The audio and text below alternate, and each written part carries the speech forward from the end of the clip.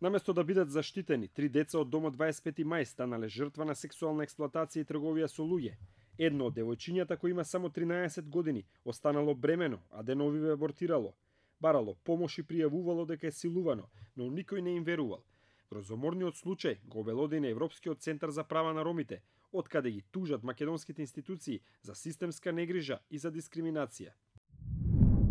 Всушност, таа била подлежна на сексуално измачување и дека била одземена од страна на домот од страна на постаро лице, кое што таа не го знае, претходно не го видела, и кој што со неговиот автомобил ја презел до друг град, во неговиот дом, каде што ја сексуално злоупотребувал, исто така била принудена на принудна работа.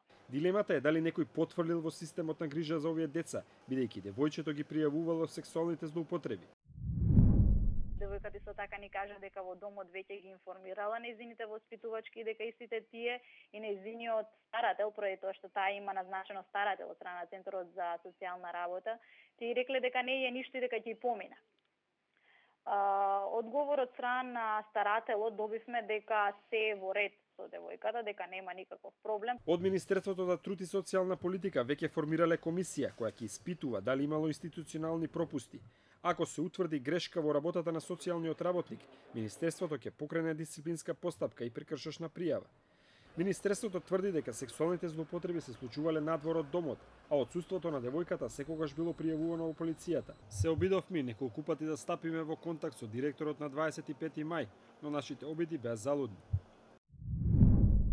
Постојат сериозни индиции за нејзина сексуална експлоатација во периодите кога ја напуштала установата, односно дека е жртва на трговија со луѓе. За ова е информирано и Министерството за внатрешни работи за нивно натамошно постапување. И МВР потврди дека малолетничката досега била 9 пати пријавувана за исчезната од домот. Ја пронаоѓале во различни градови каде тврдела дека имала сексуални односи со постари лица. Во ноември лани во Велес била пронајдена во без сознание. Полицијата потврдува дека за неколку случаи е поднесена и кривична пријава за полов напад врз дете. Инаку, според информациите, девојчето било одземено од родителите поради питачење и поради тоа што другите деца од истото семејство починале од дрога. Таа била сместена во 5 згрижувачки семејства, но не успеала да се прилагоди, пошто била сместена во домот 25 мај. Кога институциите добиле сознание дека девојчето е жртва на трговија со луѓе, таа била сместена во шелтер центар, но си заминала оттаму. За невладината цивил свое сведочење даде и родителот на девојчето.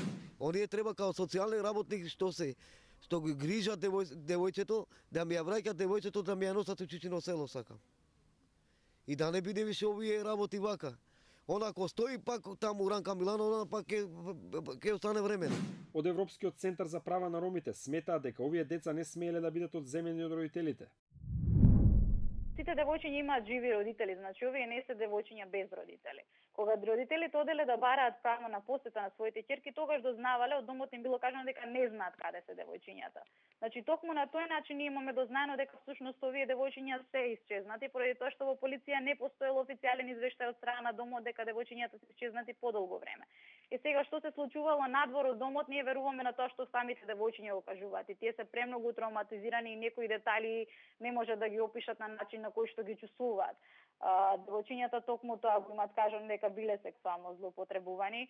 Едната девојка била злоупотребувана во друг град, каде што била превезена со автомобил, другите две девојчиња биле злоупотребувани под Стара железничка во Скопје.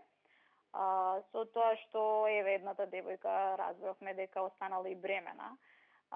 И вчера беше извршен абортус со одобрение на нејзиниот старател кој што е назначен од Центарот за социјална работа. Значи нејзиниот родител воопшто не бил информиран за тоа и ниту не му било дозволено да ја види собствената ќерка веднаш по абортусот. Случајот предизвика лавина реакции меѓу кои од институции како УНИЦЕФ и Хелсиншкиот комитет, од каде побараа да се изврши надзор над установата 25 мај.